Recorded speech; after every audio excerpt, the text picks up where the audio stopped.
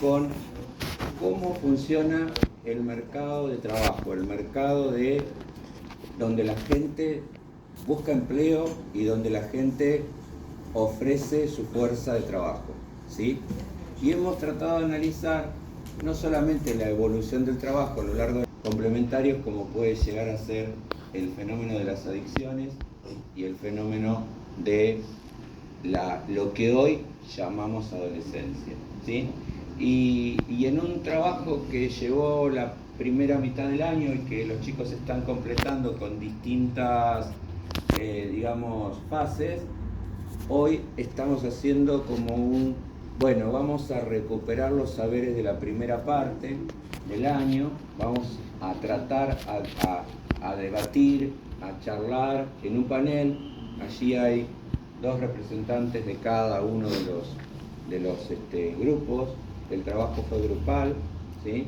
De 3 personas, y cada uno enfocó desde la perspectiva que se les proponía en el trabajo práctico, enfocó los 3 fenómenos. Así que ustedes van a escuchar cosas que tienen que ver con esos 3 temas, ¿sí? Para que se ubiquen.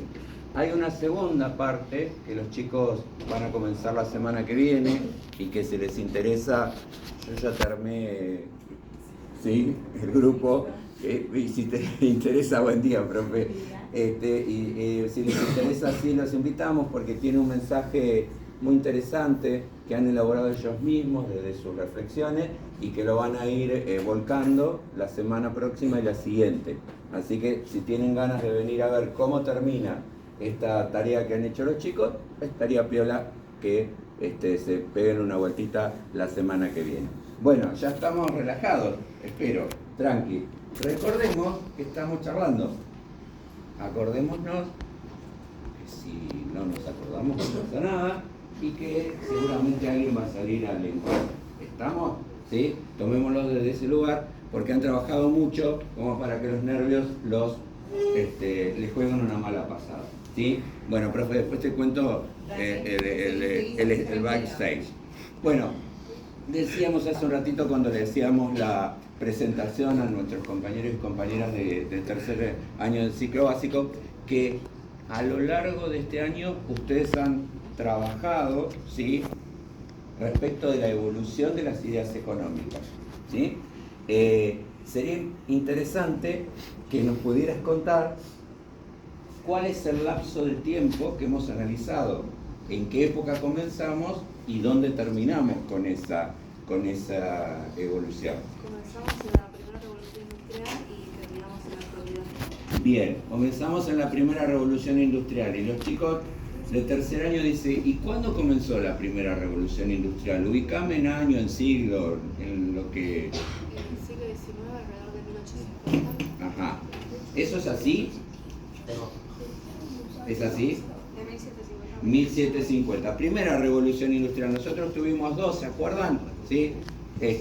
Bueno, primera revolución industrial que coincide con otros hechos políticos muy fuertes.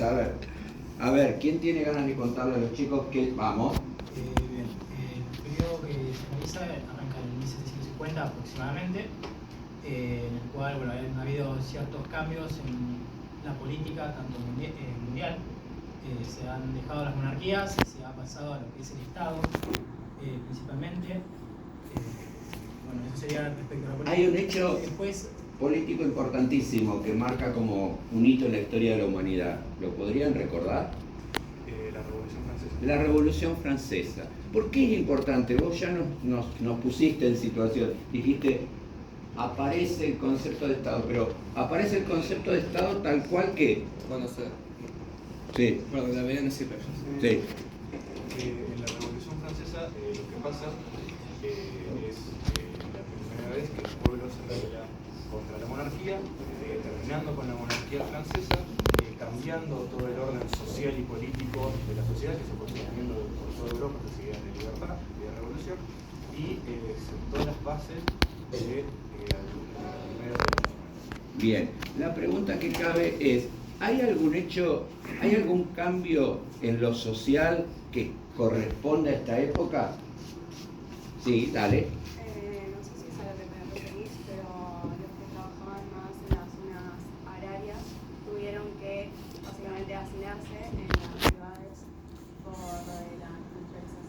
Bien. ¿Y en lo social? ¿Hubo algún cambio importante en esta época? Sí, hubo un cambio de clases sociales, se pasó de... Levanten el tono de voz porque ellos están estrujando el micrófono del celular y después no se escucha. Vamos. hubo un cambio... Muy bien, ahí está el micrófono, que Sí, lo habíamos pedido, muy bien. Yo llegué a pedir que silencien el aire. No, pero se cocinan acá adentro, porque somos muchos. Sí, con el micrófono mejor porque con el aire no se Sí, escucha acá atrás. no se escucha. Vamos con el micrófono. Yo pensé que no los habían traído, porque ayer dieron vuelta con el... No sabemos si están, viste que acá... Sí, Es como... nunca se sabe. Nunca se sabe. Bueno, a ver. Dale, a ver. Se cambia... ¿Se escucha? Sí, ahí. ¿Se escucha así? Bien, genial, gracias. Se cambian los roles de la sociedad. Antes teníamos a quienes trabajaban en el campo y terratenientes. Antes teníamos terratenientes y campesinos, y ahora con la industrialización se formó lo que es la burguesía, el proletariado. Esto que ustedes están viendo como trasfondo es una síntesis que los chicos han hecho. Han tratado de esto que está contando, ponerlo en una herramienta digital que se llama Prezi, que a diferencia de lo que ustedes están acostumbrados a usar en este momento, que es una secuencia digamos continua, este tipo de herramienta les permite moverse dentro de la gráfica para poder mostrar cómo razonan. Así que bueno, por eso es que tenemos allá el acompañamiento, ¿sí?, de nuestra ingeniera en sistemas, o licenciada en sistemas, que tiene los precios de todos los compañeros, así que trata de buscar a medida que los chicos van charlando. Bueno, queríamos preguntarles si desde el punto de vista de las ideas económicas encuentran una evolución y si pudieran contarle a los chicos cómo se llama, cómo se denomina a esa evolución si es que existió. Hasta antes de este periodo, antes de 1750, se usaba el mercantilismo, que básicamente consistía en que la riqueza de una nación se consideraba en cuántos metales tenía, digamos, cuántas gemas tenía, cuánto oro tenía. Se basaba más que nada en la acumulación, y para conseguir todas estas riquezas se usaba la piratería, el saqueo hacia otras naciones o el comercio.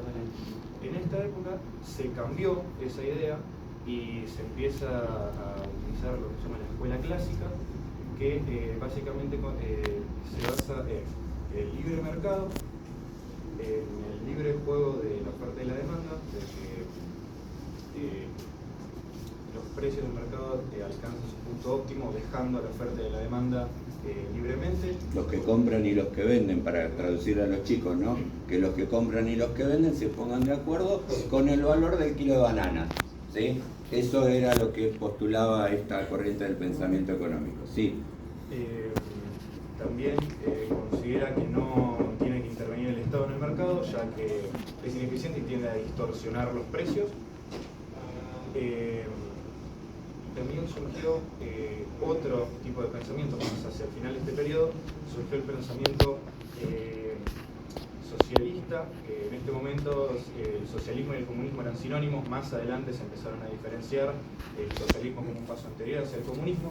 En este momento, al principio, cuando por primera Sí, vez... es un socialismo económico, no es un socialismo político. Bien, vamos a dejarle acá adelante que nos cuenten un poquitito más de los principales exponentes, porque hay seguramente autores que ustedes recuerdan y que los van a acompañar a los chicos en el ciclo superior, lo van a ver en historia, lo van a ver en sociología, lo van a ver seguramente en economía, entonces ustedes se los presentan en sociedad, ¿sí? Bueno, uno, cualquiera, no importa.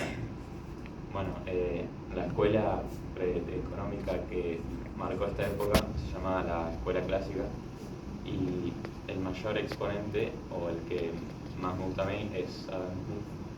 Adam Smith. Sí. ¿Por qué? ¿Qué te llamó la atención? ¿Qué proponía Adam Smith?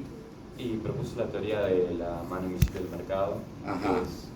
Que es parecido, es más o menos eso de lo de que la oferta y la demanda juegan libres, y que Sí. el Estado no interrumpa. Después está David Ricardo, Bien. que fomentaba el comercio entre naciones, proponiendo que si un país puede hacer un producto de la manera más eficiente, se dedique a solo producir ese y venderlo, e intercambiarlo con otras naciones. ¿Hay alguien más que quieras nombrar, ya que tenés el micrófono? Qué bueno, muy bien, parece DJ. Bueno, junto a esos dos están también Thomas Malthus. Thomas Malthus, ¿qué le preocupaba a Malthus? Malthus lo que dice es que la población se regula mediante conflictos o desastres, que esas grandes muertes de personas repentinas es lo que controla la población.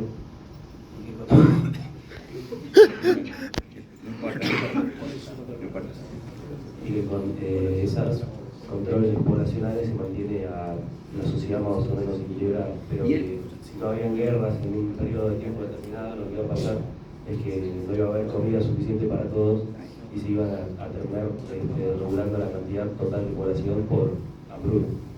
Hay alguien que cuestionó estos principios, algunos de estos principios, compartió la mayoría pero cuestionó algunos y formó como una corriente aparte, pero pertenece a la escuela clásica. ¿Se acuerdan quién era? ¿Quieren comentarlo por acá? ¿Querés comentarlo? Dale, lo tenés ahí, Era Karl Marx. Lo tenés ahí, a Karl Marx. Es el fundador del socialismo científico. Socialismo científico. ¿Qué preocupaciones tuvo en términos sociales y económicas? Tiene buena voz él, por eso Sí, no, no, tiene no, buena no, voz. nervioso. No necesita, dale.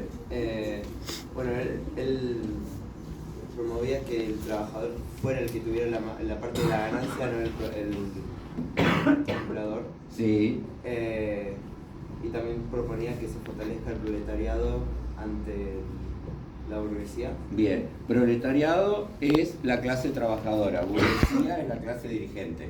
¿Sí? Según la mirada de Marx, había que privilegiar a la clase trabajadora. Muy bien. ¿Hay una evolución en términos de mercado de trabajo o del mundo laboral en esta época? ¿Cuál es esa evolución, si es que existió? ¿Sí? ¿Querés contarnos? Dale. Bueno, se me ocurre. Usá el micrófono porque a vos sí que no se te escucha. Manda. Síganme.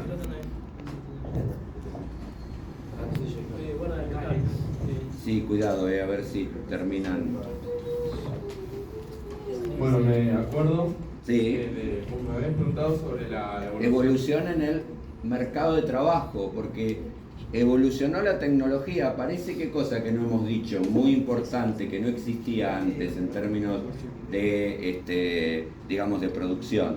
las máquinas. Las máquinas a vapor. O sea que ahora podemos producir más unidades que las que necesitamos para subsistir. Podemos producir para guardar o para vender. Bueno, ese cambio, la pregunta es, ¿generó algún cambio en el mercado de trabajo donde se compra y se vende fuerza laboral? Sí, principalmente, bueno, empezó con la gente saliendo del campo, Sí. yendo a las ciudades, Sí, que bueno, después también generó mucha demanda, oferta de trabajo, porque había más gente, Claro. aumentó el desempleo por la cantidad de gente que las empresas no podían contratar tanta gente. Y bueno, y también empezó el proceso de automatización, que reempezaron a las personas por máquinas. En la primera etapa no se dio tanto, era más cuestión de organización, o sea que una persona hacía tal cosa, el otro hacía la siguiente para aumentar la eficiencia del trabajo, pero en las siguientes etapas ya se empiezan a ver los reemplazos de las máquinas y de la gente.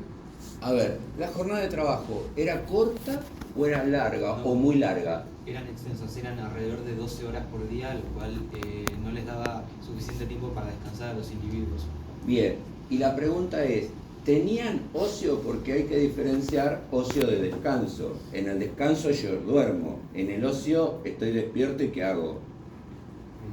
Prácticamente no tenían ocio y el poco tiempo libre que tenían generalmente lo dedicaban al consumo de sustancias, en lo cual solía terminar en una cierta dependencia por parte del individuo, ya que al tener tan poco tiempo libre, experimentaba una frustración y lo llevaba nuevamente a consumir sustancias. Bueno, vamos a ordenar un poquitito. Entonces, vos trabajabas muchas horas, el resto las dormías, no podías disfrutar. ¿Las condiciones de trabajo eran respetuosas para el trabajador o trabajaban en lugares con poca luz, con mucha contaminación? Dale.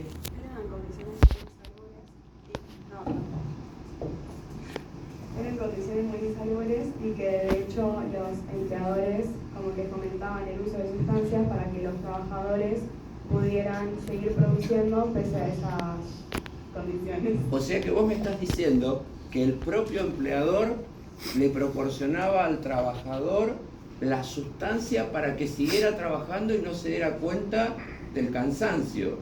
Y que además cuando llegabas a tu casa te sentías muy triste y continuabas consumiendo. ¿Las drogas actuales, las sustancias actuales o alguna en particular? ¿Hay alguna que ustedes quieran nombrar? A ver, dale. El opio. Bueno, ¿y dónde lo conseguían? Dale, contanos. Surgió en Hong Kong. Ajá, muy bien. Surgió en Hong Kong, China, que era una colonia británica, y se lo daban los propios empleadores a sus empleados. Bien, ¿algo que quieran comentar de alguno de los tres ejes? Evolución de las ideas económicas, evolución del mercado de trabajo o evolución de los consumos problemáticos de la primera revolución industrial. Algo que les haya quedado que digan, che. Bueno, que en esta época todavía no se considera el alcohol como un consumo problemático porque el alcohol se producía de forma casera, cada uno lo producía en su casa, no se vendía de manera masiva. Por lo tanto, no se considera un problema, porque la gente hacía el alcohol que quería en ese momento, quería el alcohol que hacía, y no tampoco daba demasiado como para que pueda tomar, porque tenía que hacerlo uno mismo, no podía ir a un lugar a conseguirlo. Bien, estamos en la industrial, la revolución de los metales duros, aparece el hierro y el carbón. Pero inmediatamente ese avance tecnológico trae una segunda etapa que se denomina, ¿cómo se denomina? La historia lo llama Etapa neoclásica. Bueno, esta es la etapa económica, pero la etapa histórica que nosotros analizamos, la anterior a la primera revolución industrial, y esta sería la segunda revolución industrial. La segunda revolución industrial. Donde principalmente las industrias crecen, surgen nuevas tecnologías, aparecen industrias como la química, la farmacéutica, por algunos ejemplos, que gracias a ellas también surgen nuevas drogas, nuevas sustancias. Bien, vamos a dejar planteado y vamos a pedirle allá a que nos cuente un poquitito el contexto social y político de la época y ubicarnos en la época, porque la segunda revolución industrial la tenemos desde qué año más o menos hasta qué año para que los chicos y las chicas se ubiquen. Aproximadamente desde 1850 a 1930. A 1930. ¿Qué ocurrió en 1930 que es como una especie de bisagra a nivel de análisis? Pasó la crisis del 29 en Wall Street. Bien, bien. Después nos van a contar un poquitito cómo se llega a la crisis, ¿sí? Por ahora, ¿qué cambios hay con respecto a la etapa anterior? En términos sociales y políticos. Surge una nueva escuela llamada neoclásica. Eso es en términos económicos. ¿Alguien podría contarnos un poquitito el contexto político y social? Ahora volvemos a vos con la escuela neoclásica, ¿sí? Dale. Esta etapa se caracterizó principalmente porque empezaron a surgir nuevas formas de energía, por ejemplo, se creó la electricidad. Bien. Eso es lo principal. Acércate un poquitito más eso. Lugar a muchos otros cambios, por ejemplo, la industrialización. Se incorporó la electricidad a la industrialización, creando nuevas máquinas, ya no se usaban tanto las máquinas a vapor, sino más electricidad. Hay dos grandes industrias que aparecen en esta época que son importantes para el mundo. ¿Querés contarnos cuáles son? Acérquenle, por favor. La industria farmacéutica la industria farmacéutica y la frigorífica. y la industria frigorífica. Las dos tienen que ver con un concepto que nosotros analizamos transversalmente en las 4 etapas, que es la salud, ¿sí? Por eso es importante que tengamos en cuenta esta aparición. Ahora sí, en términos económicos, contanos un poquitito qué tiene de distinto esta escuela neoclásica y qué cosas vos encontrás en términos de mercado de trabajo. Bueno, el mercado de trabajo se expandió, la economía mundial se globalizó y bueno, la escuela neoclásica se fijó en variables microeconómicas y... Explicarle a los chicos qué es una variable microeconómica, porque parece que fuera microbio o parece que fuera biología, y en realidad lo de micro es porque ¿qué? Se encarga de ver el trabajo, no sé muy bien cómo... A ver, ¿qué estudia la micro? El comportamiento individual de las unidades económicas de manera individual. La macro, la grande, macro, micro es pequeñito, macro es grande, ¿sí? La macroeconomía analiza a las unidades económicas todas juntitas, cómo funcionan todas juntas, para que se entienda. Bueno, entonces, esta corriente del pensamiento va a ir a lo individual y eso es lo innovador. ¿Qué más? Y bueno, su mayor exponente es Marshall. Sí. Estudió esas variables en esta etapa. Bien, es importante este autor porque va a hacer el análisis de qué ocurre cuando agregamos una unidad más o sea, un individuo más o 1 kilo de materia prima más o 1 metro más o n cantidad de kilovatios más en una producción. Estaban preocupados por qué cosa. Los anteriores por la producción. Y acá, ¿se acuerdan? Dale. Más en la productividad. En la productividad. La productividad tiene que ver, la producción tiene que ver con lo que hacemos todos juntos. Y la productividad tiene que ver con lo que hace cada persona. ¿Sí? Aparece dos ciencias que van a ser muy importantes para la economía en esta etapa. ¿Quieren comentar cuáles fueron? Dale. Bueno, creo. ¿Crees? Que una de las que hasta yo decimos analizando es la administración, la ciencia de la administración. Las ciencias de la administración. Que se encarga, bueno, de analizar y tratar de promover una mayor productividad. Exactamente. Bueno, de todo lo que es la economía, de todas las acciones que se hace de poner en una empresa o... ¿Sí, una empresa? Bien. ¿De qué corte ejemplo? Bien, está bien. Y la otra ciencia que es importante, porque dejamos a propósito un tema que forma parte del eje transversal de este trabajo práctico, que es adolescencia. Vamos a hablar dentro de un ratito, en las 2 etapas, cómo era la adolescencia. Pero, ¿cuál es la ciencia que comienza a analizar este fenómeno evolutivo en la personalidad del individuo? La psicología. La psicología. 2 ciencias que le van a servir mucho a la economía para modificar algunos análisis que venía realizando. Y voy a este tema de adolescencia. Tanto en la etapa anterior como en esta etapa, ¿existía la adolescencia tal cual la conocemos ahora? Ahí hay una cabecita que dice que no. A ver, dale, ¿querés contarnos? Nadie quiere ese de amarillo, ¿viste? Se lo ofreciste a todo el mundo, nadie lo quiere.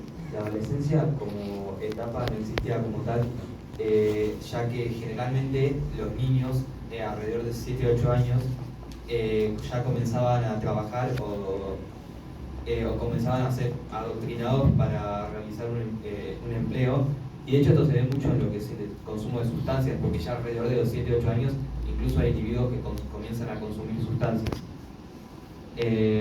¿Y cómo se les retribuía a esos individuos? ¿Se les retribuía en función de qué parámetros? ¿Cómo se les pagaba los sueldos? ¿Cómo se les pagaba para que, digamos, tuvieran una recuperación de su esfuerzo físico? Se les retribuía en función de las horas trabajadas, pero era el salario indispensable, es decir, el mínimo salario posible para que dicho individuo subsistiera. Es decir, no tenía, por así decirlo, plata de más para gastar en cosas que él quisiera. Y nosotros hicimos en el aula un análisis hasta encontrar a ese que necesitaba menos para subsistir. ¿Quién era el que necesitaba menos para subsistir? Que era el que más empleo tenía, es decir, el que más trabajaba. Sin micrófono, no hay problema, dale. Vos. Las niñas. Las niñas eran las que más trabajaban y trabajaban en las fábricas, ¿sí? Trabajaban en las fábricas porque eran las que tenían las manos más pequeñas, ¿sí? Y podían manipular el tejido, ¿sí? Podían solucionar los problemas que generaban en ese momento los telares que funcionaban a vapor.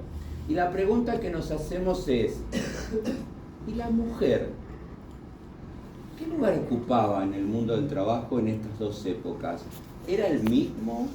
¿O en la etapa anterior tenía un rol, acá tiene otro rol? ¿Sí? Esa es la pregunta. ¿Querés contarnos? Dale. Ahí viene. Dale.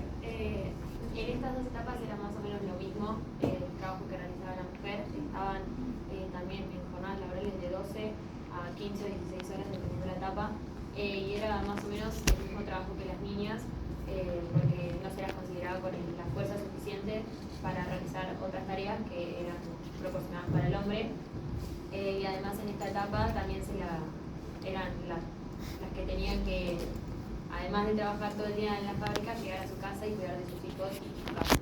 En la etapa anterior, si las mujeres y los niños trabajaban en la fábrica, los hombres, ¿dónde trabajaban?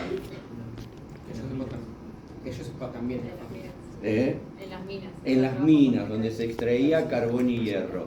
Y la pregunta es, vos recién hablabas de niñez, y decías la niñez, el chico comenzaba a trabajar a los 7, 8 años, y eso lo vinculaba con el mundo de los consumos problemáticos, dijiste recién. ¿Hasta cuándo se extendía la niñez? ¿Hasta los 18? Bien, muy bien. La pregunta es, entonces, ¿serían adolescentes ellos? ¿Y ustedes? ¿En esta época? No, todos seguiríamos siendo niños. Todos seguirían siendo niños. Esto no es menor, ¿por qué? Porque la psicología comienza a analizar las distintas etapas evolutivas en la personalidad del individuo y es la que empieza a dividir en lo que hoy conocemos. ¿Qué pasa en términos de consumos problemáticos? Porque ustedes dijeron algo revelador hace un ratito, que es, el empleador era el que le proveía de la sustancia para que el trabajador y la trabajadora no se diera cuenta de lo que estaba sufriendo. ¿Y ahora qué pasó? Porque también comentaron hace un rato que se desarrolló la industria farmacéutica. Y entonces, a ver allá, dale, contanos. Alguien que le acerque eso, muy bien. Como la industria farmacéutica se hizo más importante, aumentó un poco el respeto por la vida, porque en la etapa anterior básicamente es como que no les importaba su vida y el consumo y el trabajo incluso llegaba al suicidio. Sí. En esta etapa, en la etapa anterior era casi inexistente los fármacos.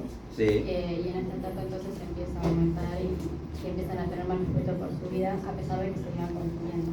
Bien, la pregunta entonces es, ¿mantenemos las sustancias con las cuales nos vinculamos en la etapa anterior o aparecen nuevas sustancias? Dale. Ocurren ambas cosas. Se mantienen las que ya estaban y se introducen nuevas, por ejemplo la heroína, que era mucho más fuerte que otras drogas. Además de que en esta etapa podemos mencionar que el consumo de sustancias se daba en todas las edades y se vendía en farmacias a cualquier persona. Bien, la pregunta que nos hacemos es, ¿sigue siendo la frustración del individuo el motivo por el cual se vincula con la sustancia? Sí, sigue siendo la frustración, pero además aparece esta idea de consumir en ambientes sociales, como decía Fran, por ejemplo, de la cerveza, el alcohol en general. El alcohol en general, la sí, cerveza, sí, ponele, sí. pero se empieza a consumir en ambientes sociales a forma más por ahí recreativa y no tanto por necesidad, aunque Bien. sigue estando la necesidad de consumir. Bien. Sí, dale. Por ahí las sustancias también se empezaron a consumir de manera como más medicinal y se creía incluso que tenían efectos positivos. Bien. Por de las sustancias más sintéticas. Claro, muy bien. Bueno, la pregunta es, ¿estaban preocupados por producir cada vez más? ¿Les fue bien o les fue mal con la idea de acumular productos? ¿Los pudieron vender? ¿No los pudieron vender? ¿Eso generó algún efecto a nivel económico? El principal problema que tuvieron es que producían muchísimo más de lo que las personas demandaban. Entonces en ese momento empezaron a tener un exceso de stock, o sea que tenían muchísimos más productos de los que podían vender y empezaron a acumular productos que nadie quería y seguían produciendo. Después tenían un montón de productos ya hechos, ya manufacturados, pero que nadie quería. Y producto hecho que no se vende, para la empresa, ¿qué es? Una pérdida. Y pérdida en las empresas en términos de inversión, en términos de comprar acciones, es ¿compro acciones de la empresa cuando da pérdida o vendo las acciones? Vendo las acciones. ¿Y dónde la vendo? En los mercados. Y por eso vemos el quiebre de la bolsa como una consecuencia de este proceso que nosotros estamos analizando. La etapa siguiente corresponde a qué periodo, la tercera etapa que ustedes analizaron en este trabajo. Corresponde al periodo entre 1930 a 1989.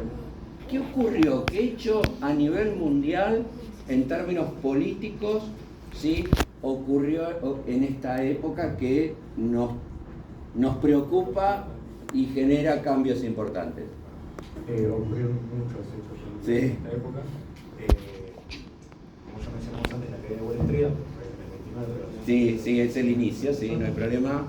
La Segunda Guerra Mundial. La Segunda Guerra Mundial habíamos tenido la primera en la etapa anterior. La Guerra Fría, Estados Unidos y la Unión Soviética. ¿Qué es la Guerra Fría? A ver, por acá, dale, contanos un poquitito qué es la Guerra Fría.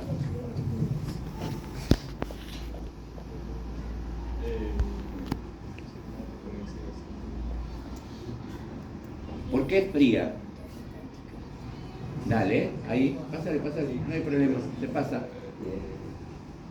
Tengo sí, tenemos, dale, porque te inhibe el micrófono, no es La Guerra Fría consiste en el enfrentamiento económico y político, pero no de guerra, no bélico, entre los ejes capitalista y comunista, que Bien. cada uno estaba liderado por Estados Unidos y el otro por la Unión Soviética.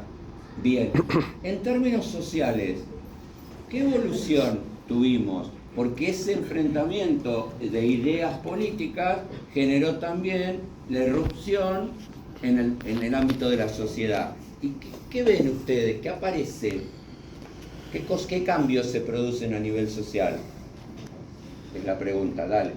No solo el auge del racismo como en Estados Unidos en la década de los 30 y 40, que fueron los años donde el racismo estuvo en su máximo esplendor, sino también cómo esto fue contradecido y cómo el racismo empezó a decaer en los países, empezó a considerar a la gente negra como parte de la sociedad, no se las empezó a excluir.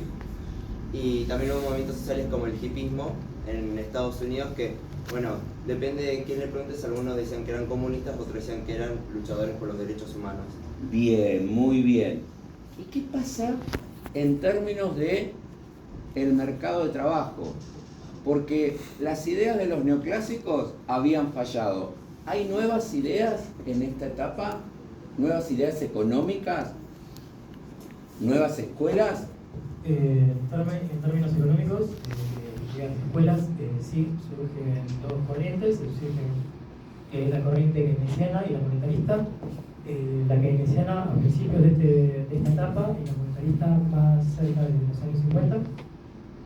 La primera, que sería la keynesiana, surge como respuesta a la recesión producida por los problemas económicos de la crisis de Wall Street.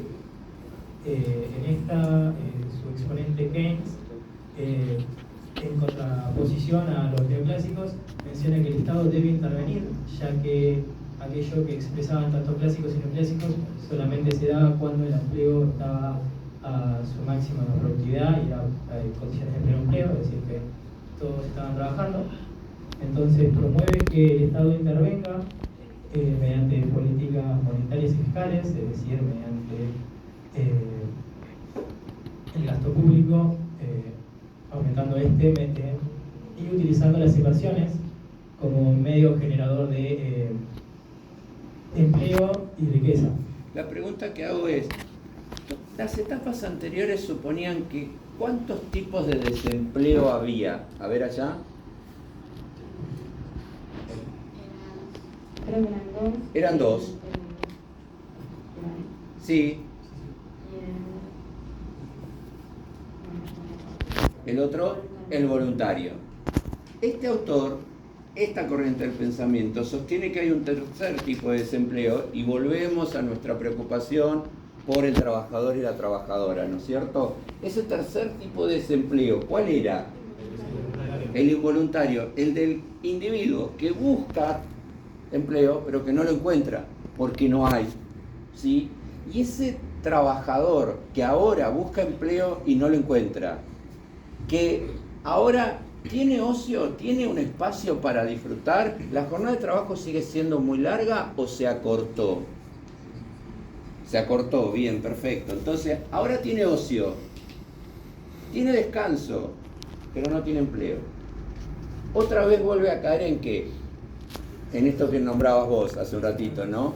En esta frustración, en esta cosa de que no puedo con mi vida, ¿sí? ¿Y qué pasa en el mundo de la vinculación del individuo con distintas sustancias? Recordando que una sustancia no es solamente lo que se inhala, se inyecta o se bebe, ¿sí? Volvemos a lo mismo. Sustancia. ¿Sí? Bien, seguimos adelante. ¿Cómo evoluciona el mercado de trabajo y cómo evolucionan los consumos problemáticos en esta etapa? ¿Querés contarle? Dale. Dale, aquel te queda mejor, este no. Bueno, el mercado de trabajo de esta época tiene el problema de que, bueno, por la gran depresión había demasiados trabajadores y no había trabajo, por lo que estaba lleno de desempleados. Y las industrias, la mayoría tuvieron que cerrar, quebraron, subieron reducidas a unos números muy bajos. Y bueno, eso en cuanto a la demanda y la oferta. ¿Y qué pasa en la vinculación? Que lo puede decir otro, no hay ningún problema, en la evolución de la vinculación del individuo con distintas sustancias que se transforman, ¿de acuerdo? Nosotros hemos dividido lo que es consumo, ¿sí? O uso, ¿sí? De lo que es abuso y de lo que es adicción. No quiero avanzar, pero dentro de un ratito le vamos a contar a los chicos qué diferencia hay, porque nosotros llamamos adicción a cualquier cosa y lamentablemente no es cualquier cosa, ¿sí? Son distintos grados de vinculación del individuo con la sustancia. Y la pregunta es, ¿hay alguna evolución en los consumos problemáticos? ¿Aparecen nuevas sustancias en esta época derivados del desarrollo tecnológico? ¿Qué es lo que pasa en esta época? En todo este periodo es el periodo en el que más idas y vueltas hay con las sustancias, ya que muchísimas de las sustancias pasan de ilegal a legal y de legal a ilegal permanentemente, también depende mucho del país. Más que nada en Estados Unidos, la mayoría de la gente conoce la ley seca, que fue cuando se empezó a prohibir el alcohol como ilegal.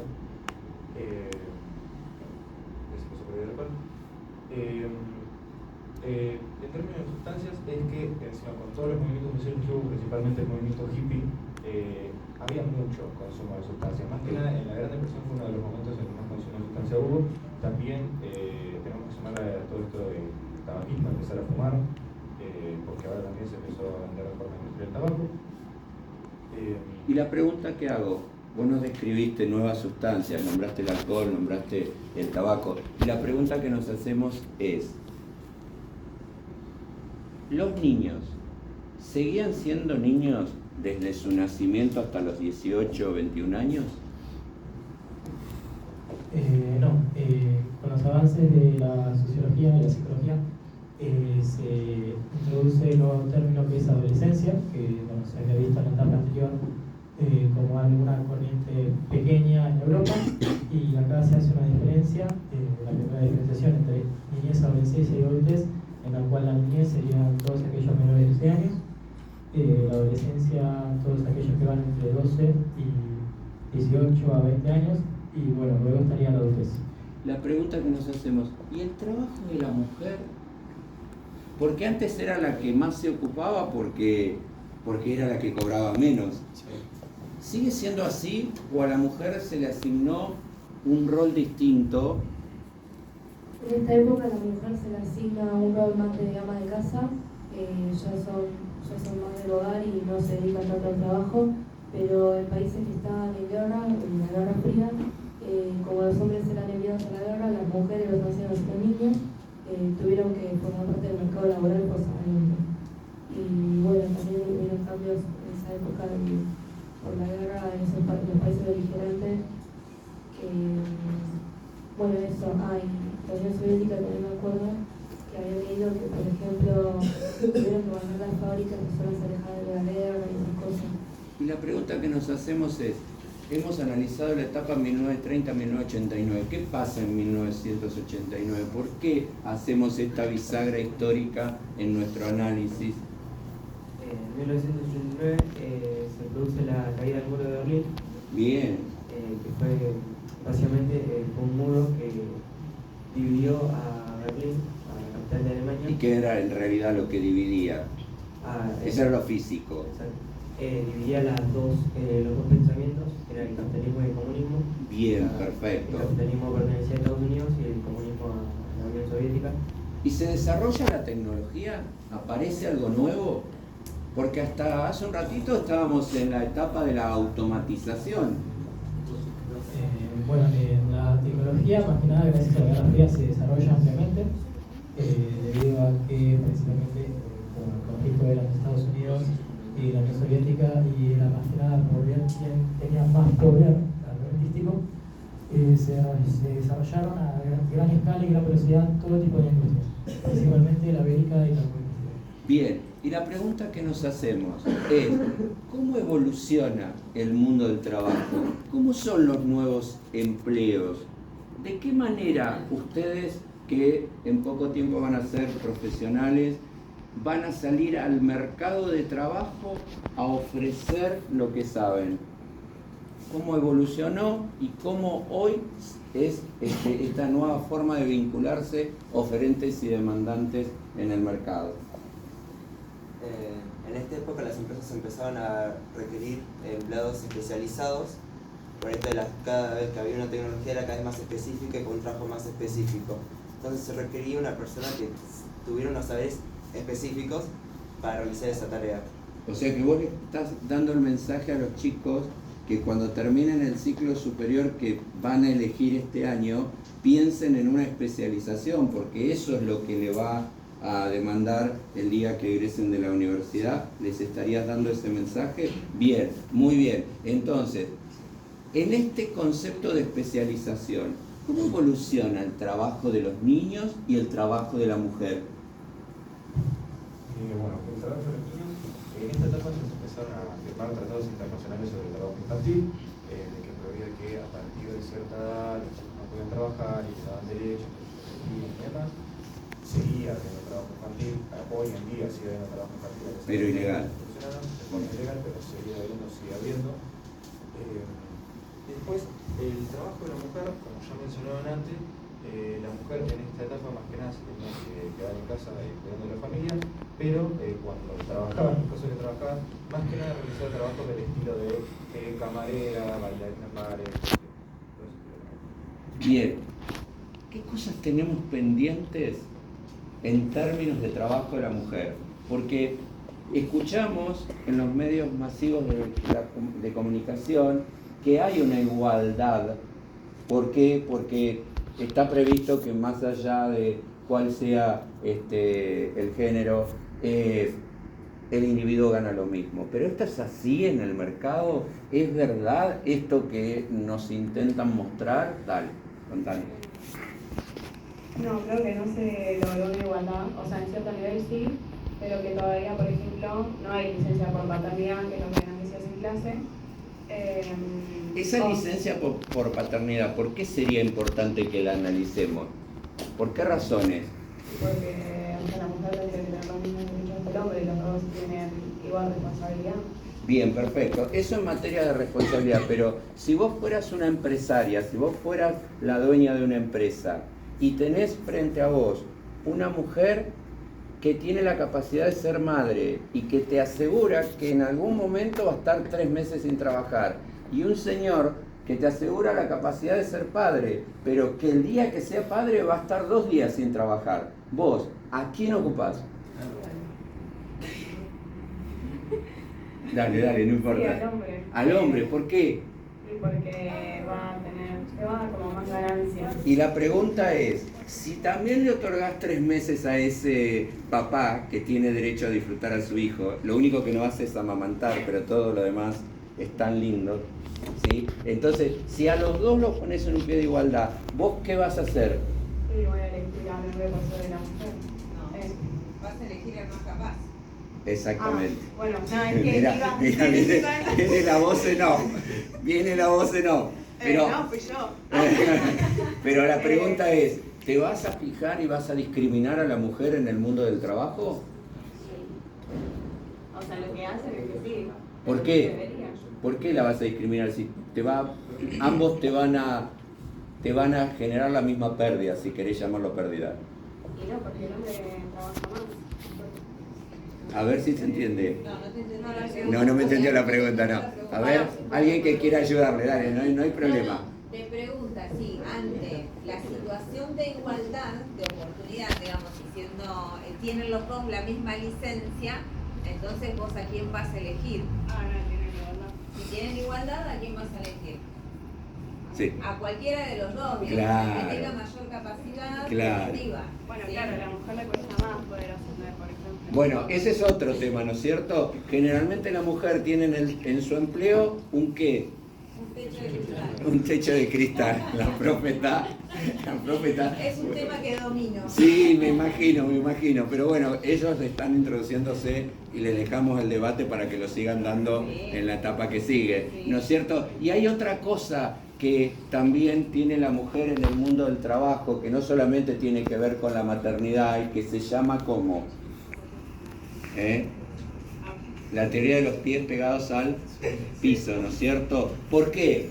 Porque también a la mamá le asignamos la tarea de que cuando viene de trabajar 8 o 10 horas, se tiene que hacer cargo de la casa, de los hijos, ¿sí? Y eso en un ser humano, cuando le obligan a elegir entre una cosa y la otra, hace que muchas veces relegue sus habilidades, sus capacidades, sus especializaciones en pro de la familia. Son 3 cuestiones pendientes que todavía tenemos como sociedad y que seguramente ustedes la van a resolver, ¿no es cierto? Bueno, ustedes tuvieron la oportunidad de analizar, porque tenemos que ir cerrando, tuvieron la oportunidad de analizar 2 perspectivas de los consumos problemáticos.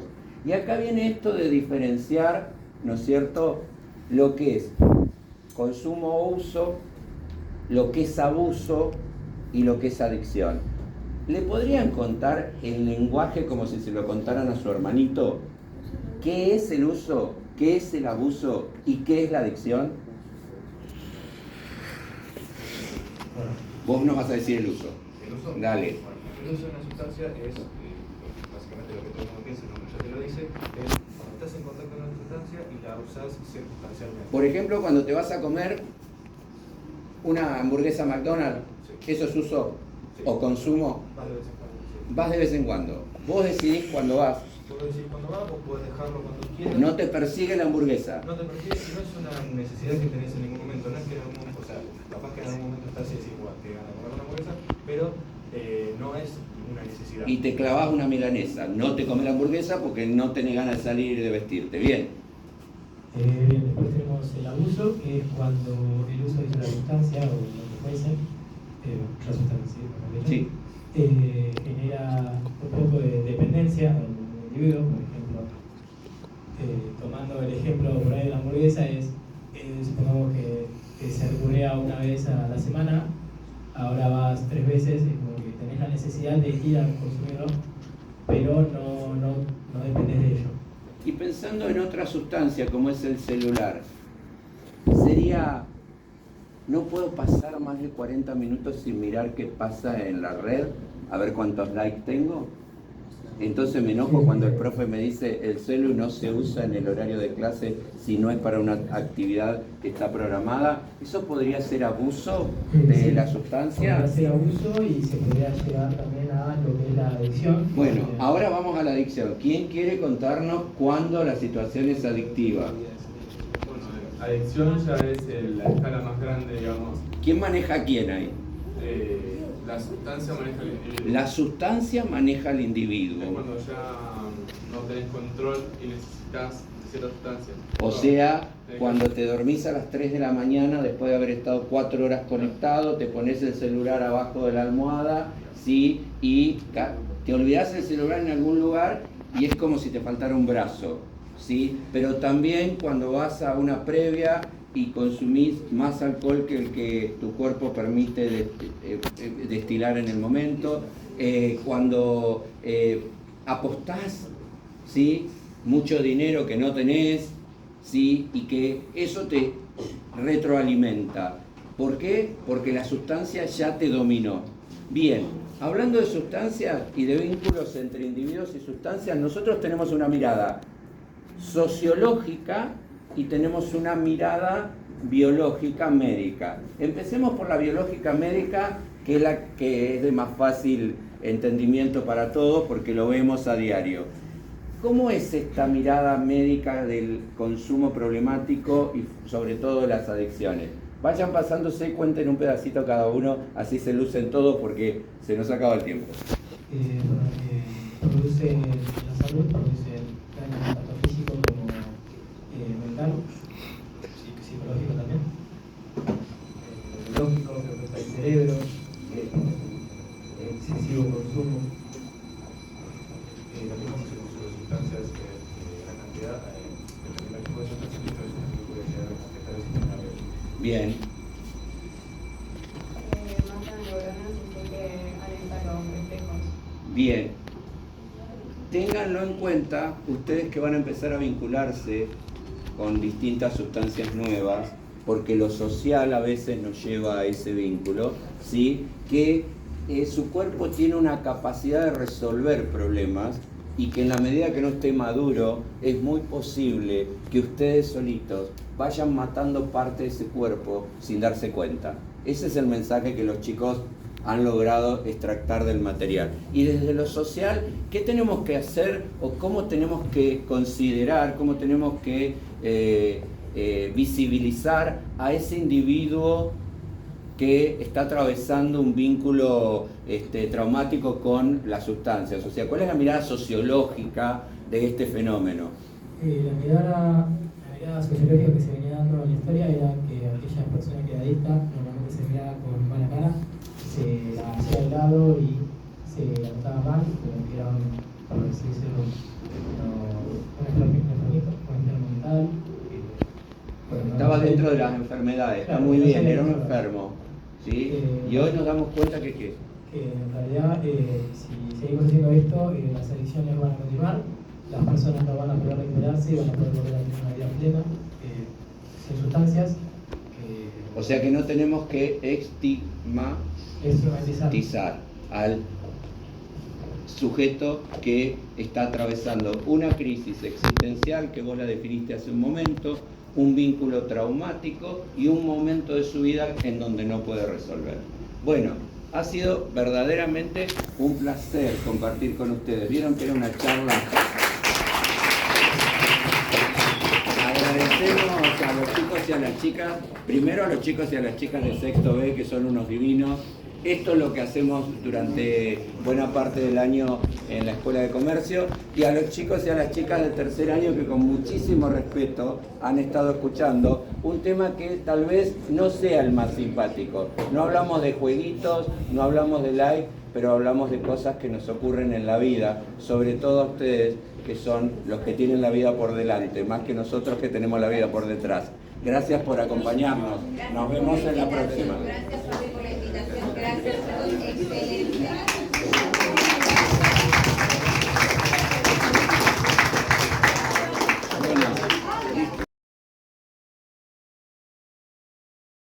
Buenos días a todos y a todas.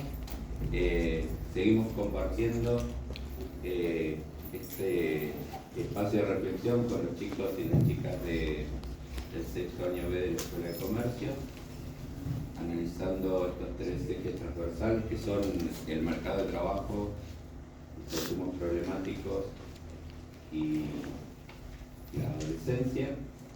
Y como siempre les vamos a pedir que digan qué grupos son, que se presenten, quiénes forman parte del grupo y que nos cuenten a partir del material que recibieron en el trabajo práctico. Ustedes recibieron una serie de publicidades y algunos videos en donde se les pedía que analizaran cuál era el mensaje que recibían, si había algún mensaje vinculado con la prevención de adicciones,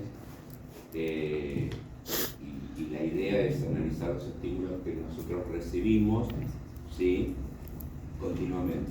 Por eso les queremos preguntar, dentro de la lista que se les había provisto, cuál es el que más les llamó la atención y cuál es el que analizaron.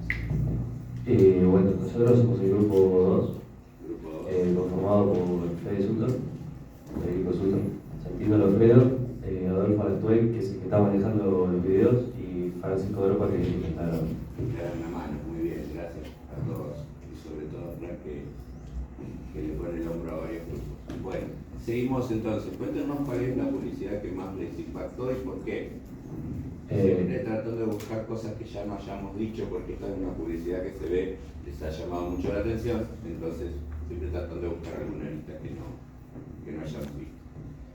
Bueno, elegimos esta porque nos pareció el mejor ejemplo para mostrar esta maniobra que hacen las empresas que venden alcohol, que es intentar asociar una idea con su producto, que en este caso, bueno, podemos ver la fiesta esta de muy alto nivel, la gente con traje y ropa de muy alta clase, y bueno, también el lugar es muy tecnológico. Así que nos pareció no impactante, pero nos gustó del punto de vista de analizarlo, que es muy fuerte el mensaje que quieren, el estilo de vida que quieren asociar a su producto.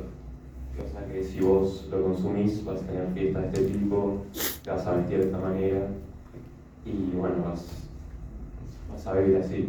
Un término que pudieras resumir el mensaje en un solo término.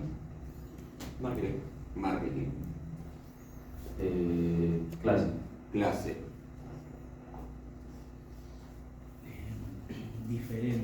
Diferencias.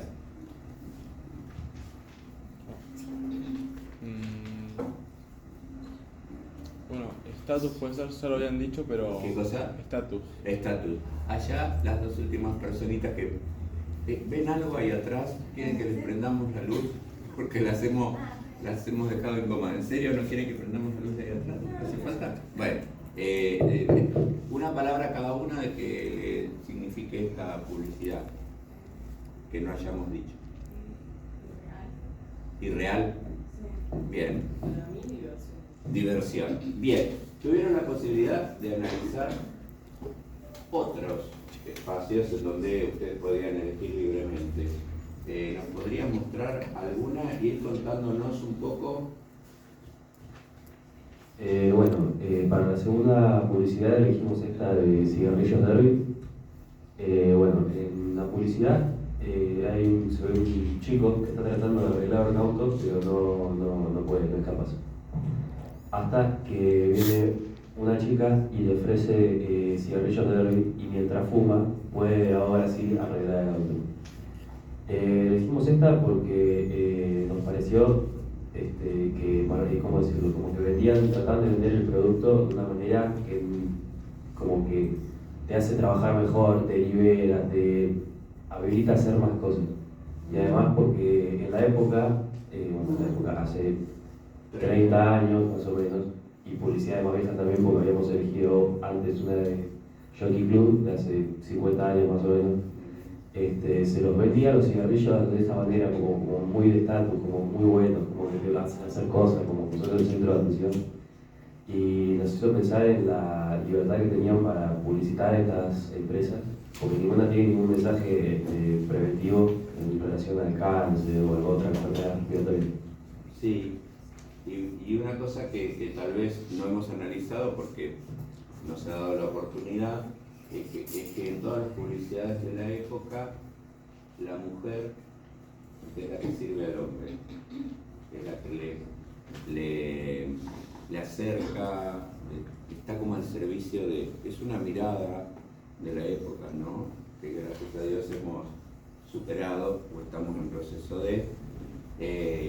pero en la mayoría, la que ustedes habían elegido, y creo habíamos dialogado que ya había sido utilizada en alguna oportunidad, entonces aspirábamos a que hubiera elecciones que fueran inéditas. Y también en esa que ustedes habíamos dialogado estaba presente esto de que la mujer la que le acerca y el hombre se transforma, o sea, el mensaje era bien correspondiente a los valores de la época. Bien, tuvieron la oportunidad también, una cosa que me estoy olvidando es si en alguno de los dos encontraron mensajes implícitos o explícitos destinados a la prevención de adicciones. No, sobre todo en este de 1991 no había ningún mensaje, y también nos extrañó que en el de el CAI, que es como bastante reciente, 2013, tampoco dice por lo menos lo de prohibido la instrucción a menores. Claro. Eso nos sorprendió.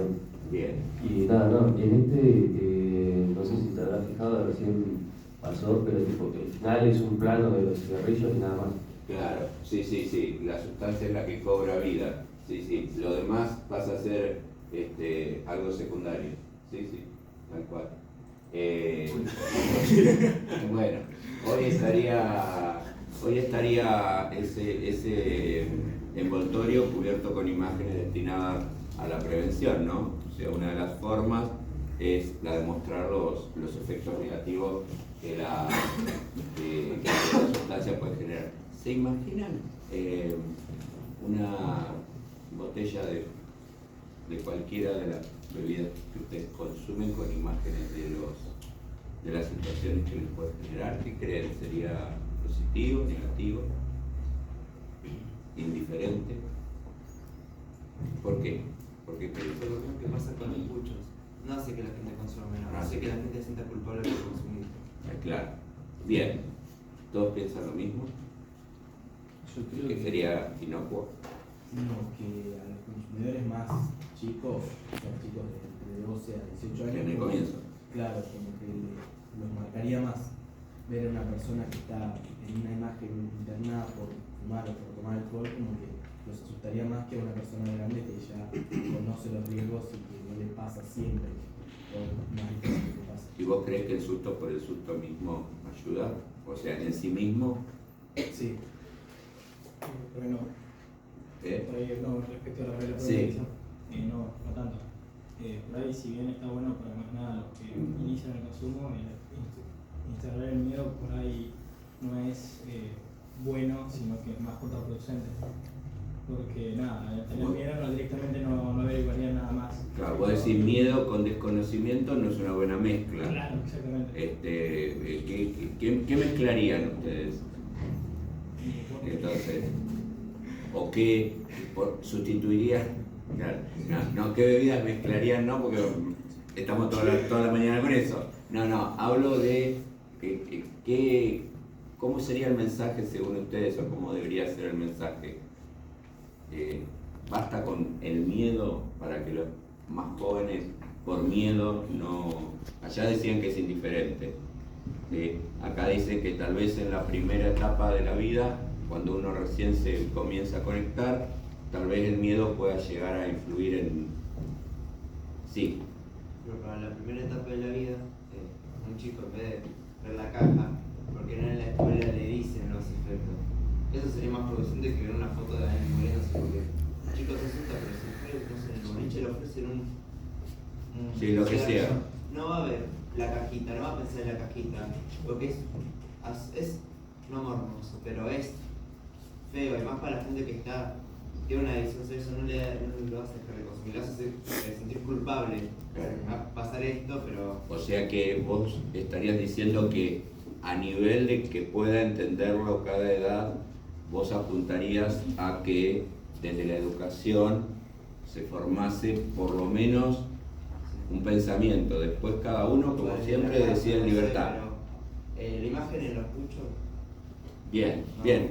Bueno, sí. Yo creo que el miedo se lo pone cada uno. Ajá. Y no... ¿Miedo o respeto? Yo diría más miedo. Bien, bien. ¿Todos piensan que es miedo o respeto? Respeto. Por uno mismo. Pues sabes lo que te causa, pero igual no sé. Ajá, bien. Bueno, son distintas percepciones, distintas situaciones que cada uno personalmente define y como siempre esto es una puertita que se quiere abrir para que sigamos pensando todos juntos a lo largo de nuestra vida, ¿no? No es definitivo. Bueno, ustedes recibieron mensajes de los medios masivos de comunicación y también de los espacios gubernamentales. ¿Cuál es el que más les impactó? Bueno, en este punto elegimos el video 1, principalmente porque el video 2 era una continuación del 1 y tenía mucha información repetida, y el 3 tenía poca y era como muy separado de otro. Sí.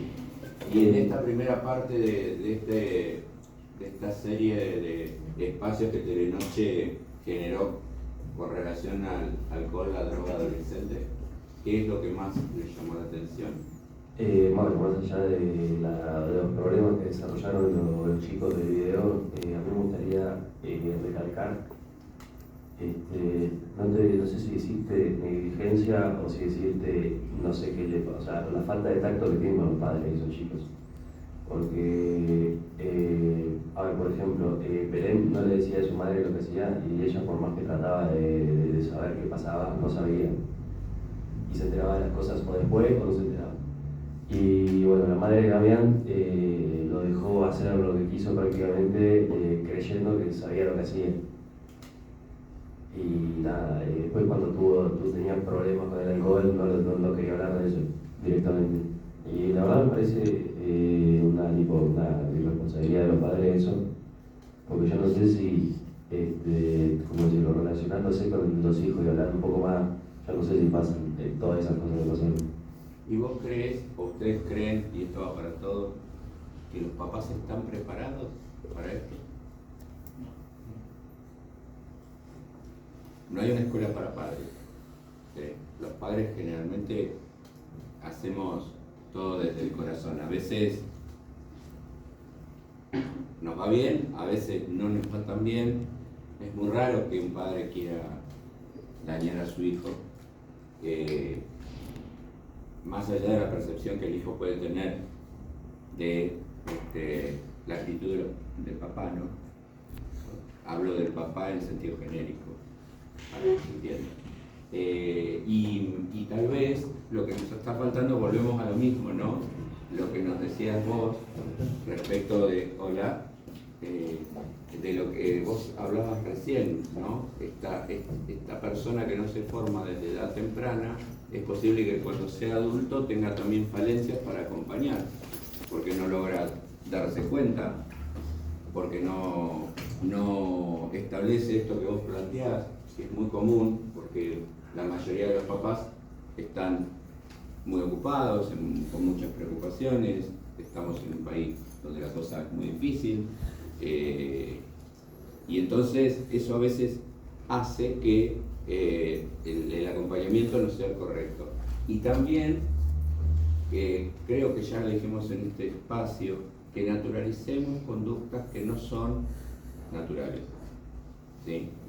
Todo se lo asignamos a que en la adolescencia hay una incompletitud, ¿sí?, que genera que todo sea posible. Y esto no es así, hay comportamientos que no tienen que ver con el tramo de la vida vinculado a la adolescencia, tienen que ver con una serie de sensores que se encienden para los cuales deberíamos estar preparados los adultos. Y cuando digo los adultos, involucro también a la escuela, ¿sí?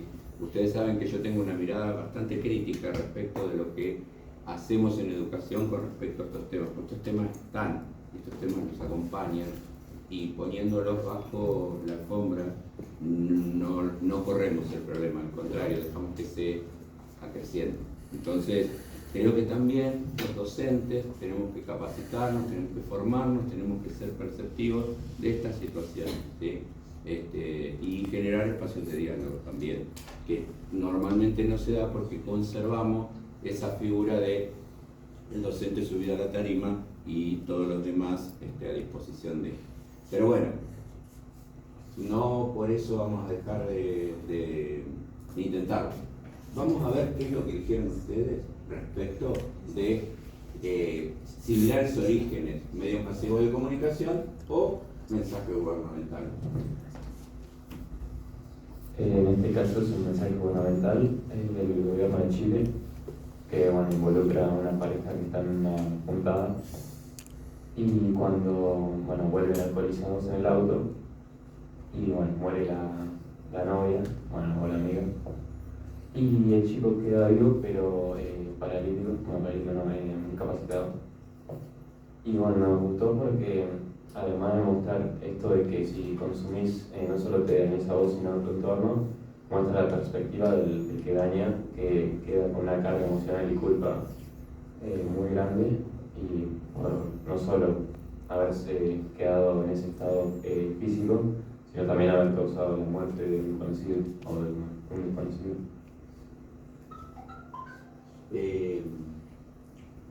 Vuelvo a hacer la misma pregunta, ¿no? ¿Por qué no dijeron mensajes gubernamentales de Argentina y dijeron de Chile? Porque los de Chile creímos que no lo iban a ver usado o no se iban a repetir. Cuando dijiste lo de los repetidos empezamos a buscar otro. Ajá. ¿Hay de mensajes gubernamentales del gobierno de Argentina, del área de salud de Argentina, que encontraron así cuando empezaron a buscar? No me acuerdo. Y así como este me parece que no, o por lo menos no que nos haya gustado tanto. Bien. No habían, a ver, yo te estoy hablando de hace 15 años más o menos, uno de no sé si Protección Ciudadana, que era tenía un cartelito amarillo, que unos nenes cruzaban. Sí. Más en la parte de conducción, ¿sí? Pero sí, de todas maneras no es gubernamental, es una asociación civil del tipo Luchemos por la Vida, ¿no? Y volvemos a reflexionar sobre lo mismo, a pesar de que ya lo hemos dicho en otros espacios, esta falta de presencia del Estado en lo que tiene que ver con la prevención, ¿sí? Sobre todo del Estado argentino. Veremos ahora que va a haber un reacomodamiento de ministerios y de secretarías, etcétera, si se incorpora esta figura, ¿sí?, a los niveles gubernamentales. Solamente en la década del 90 tuvimos un par de personajes que eran hologramas. En aquella época era toda una innovación, que algo que fuera un dibujo animado interactuara con personas dentro de una misma. Hoy eso está ampliamente superado por la tecnología, pero en aquel momento, creo que era Maggie y Fleco, eran dos personajes que trataban de referenciar a dos adolescentes que hablaban como adolescentes, se vinculaban como adolescentes, hacían cosas adolescentes. Y los adolescentes de aquel momento les llegaba esa publicidad o ese mensaje gubernamental. Por ahí hay que ver a qué público va destinado, porque nosotros hemos puesto en la lista para que ustedes eligieran, y no es casual que tampoco se hayan elegido el mensaje gubernamental, que también pertenece a principios de este siglo, ¿no? Cuando la crisis del 2001, el que ustedes tienen en el enunciado del práctico. Bueno, ¿hay algún mensaje dentro de esta elección que ustedes hicieron, explícito o implícito, vinculado con la prevención de adicciones? Y en este sí, al final dice... ¿Querés encontrarlo? Anda al último, segundo. Sí. Ahí está. Que dice más, literalmente no mates. Hay otro más, ¿verdad? Hay otro más sobre el final. Cuando termina la... eso.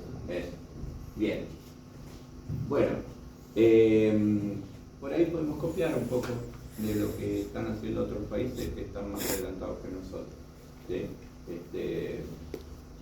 Veía el otro día la felicitación que el presidente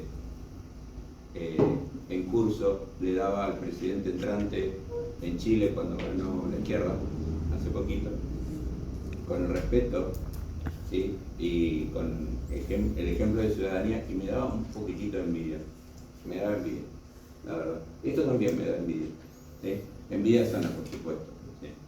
Bueno, seguimos adelante, vamos a ver el mensaje que han preparado para otros adolescentes. Bien, ¿cómo les fue con la cuestión de audio? Porque las cosas grabadas acá en la escuela son complicadas. ¿Lo probaron antes? ¿Lo pudieron probar? Bueno, acá no. Veamos a ver qué. Bueno, no hay problema. Estaba hablado, así que seguramente todo funciona bien. Vamos a ver, después nos cuentan un poquito cómo fue el backstage y qué es lo que quisieron dejar como mensaje. Vamos.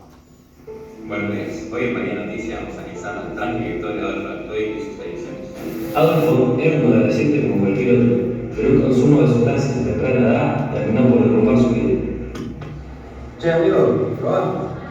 No, gracias. Dale, tomamos todo menos vos siempre. ¿No se aburrido? Tenés razón, por una vez no me vas a mal. Amigo, te vas a pasar de bien. ¿Qué es? No sabes, lo vamos a probar. Bueno. Me quedo con la corte. La consumición de esa noche marcó un antes y un después en la vida de Adolfo. El placer que sintió Adolfo lo incitó a consumir más y más hasta que cayó en un consumo problemático. A este punto, el consumo se volvió cada vez más habitual en la vida de Adolfo, comenzando a depender de la sustancia. Abusar de sustancias y generar una dependencia hacia ellas provocó que Adolfo ya no estuviese en control de su vida y empezase a perder dinero, relaciones y, más importante, su salud.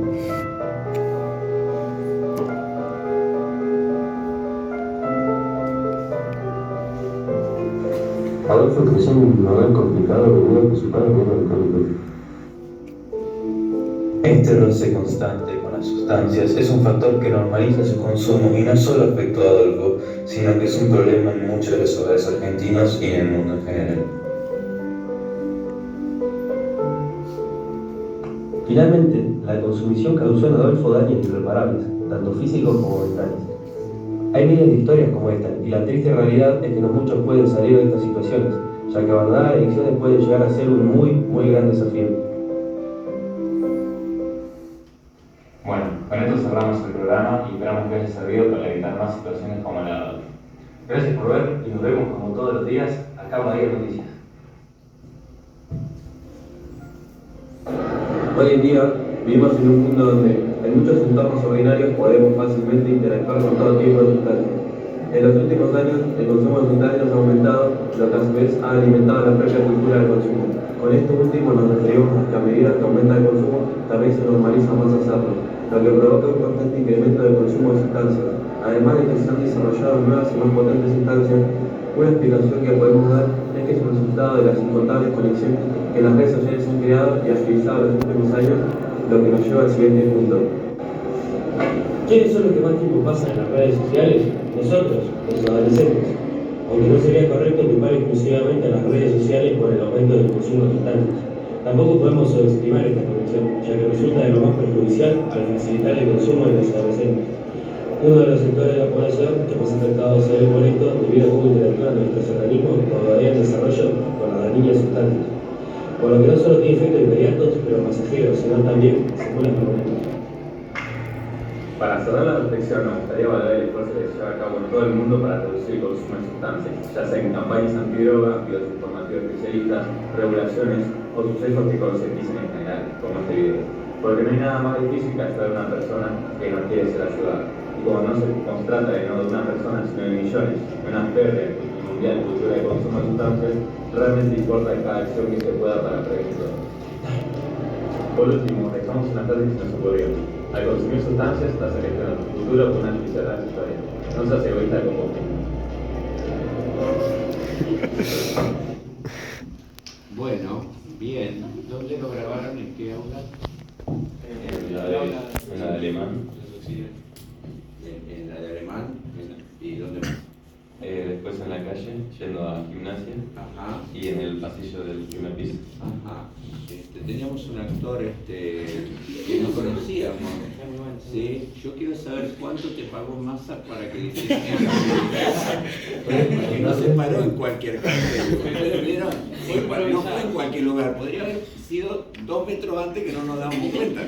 No, el tipo hizo muy bien. ¿Cuánto cobraste? Fue improvisado, porque no pagué nada. Qué feo. Yo que voy le mando la factura. Ah, muy bueno, muy bueno, chicos. No, eso del cartel de Massa fue totalmente de accidente. Sí, pero quedó bien, se lo pueden mandar. ¿Cuál es el mensaje? Digamos, ¿desde dónde se posicionaron ustedes cuando decidieron hacer esto? Cuéntenos un poquitito el antes, porque el cómo ya lo vimos. Y queríamos mostrar una situación de así una espiral constante de decadencia, ¿no? Que se da cuando se empieza a consumir y después el consumo problemático. Así que bueno, pensamos cómo contar una historia y bueno, producimos la actor. ¿Y cómo llegaron a los consensos con el guión para poder llevarlo a que llegar hasta acá? Bueno, el tema guión ya teníamos más o menos la idea esta que queríamos hacer. Fue surgiendo así mientras fuimos grabando porque íbamos haciendo algunas cosas y nos dimos cuenta que faltaban otras y así. Y bueno, la mayoría de las cosas esas que están grabadas por encima del video están en off y se ocurrieron después de grabar la primera parte. Ajá, o sea que hubo una reflexión después o una continua reflexión y eso les permitió trabajarlo un poquito más. Bueno, felicitaciones, muy buenas las 3 intervenciones, geniales, excepto la mano esa última que quedó fea, el resto estuvo perfecto, excelente, todo, muy bien, muchísimas gracias.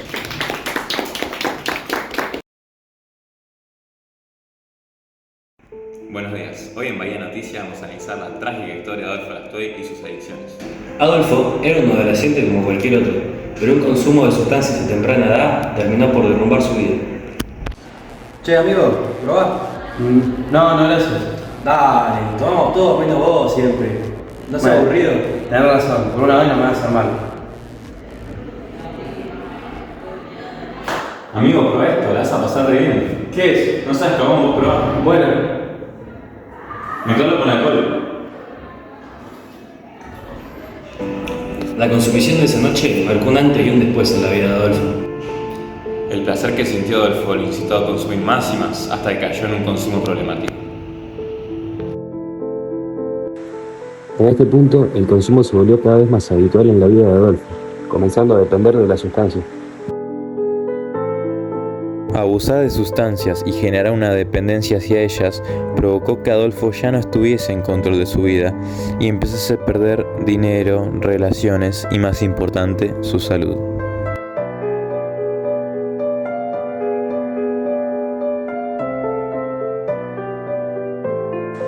Adolfo creció en un hogar complicado debido a que su padre era alcohólico.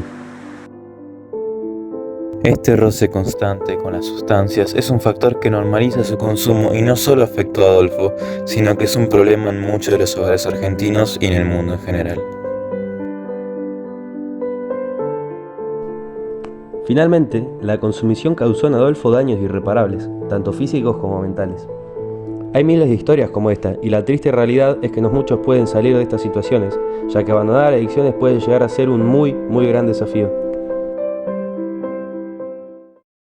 Bueno, con esto cerramos el programa y esperamos que haya servido para evitar más situaciones como la de Adolfo.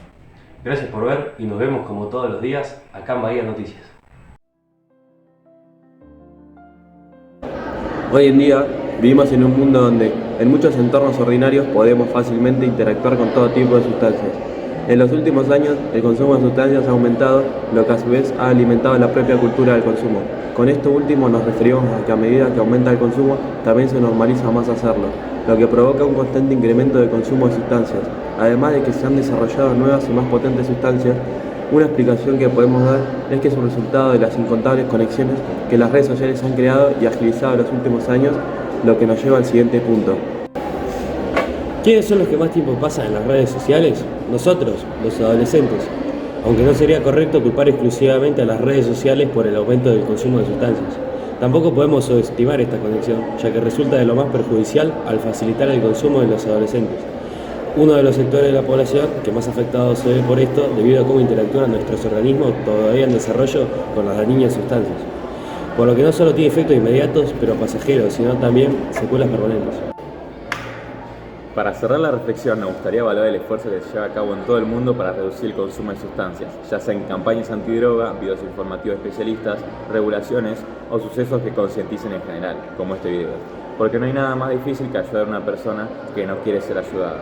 Y como se trata no de una persona, sino de millones, de una férrea y mundial cultura de consumo de sustancias, realmente importa cada acción que se pueda para prevenir todo esto.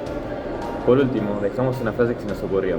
Al consumir sustancias, estás sacrificando tu futuro por una felicidad transitoria. No seas egoísta con vos mismo.